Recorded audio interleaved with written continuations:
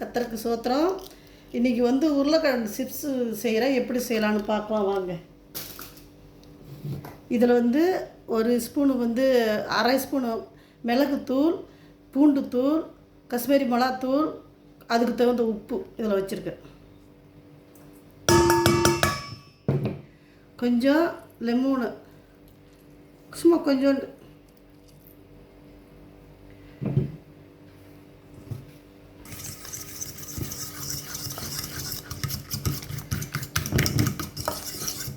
செய்கிறேன்.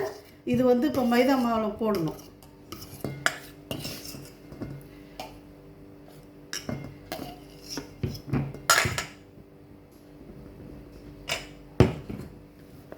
மைதா மாவில் போடுறேன்.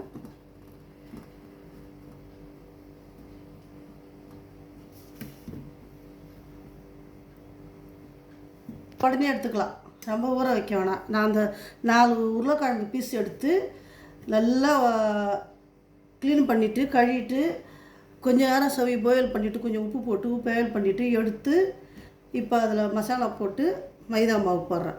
வாங்க எண்ணெயில் போடுறது எப்படின்னு பார்க்கலாம். எண்ணெயில் போடுறேன்.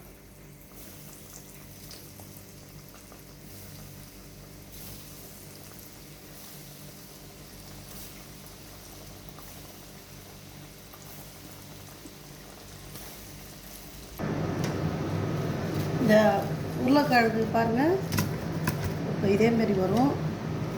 நீங்களும் செஞ்சு சாப்பிட்டு பாருங்க.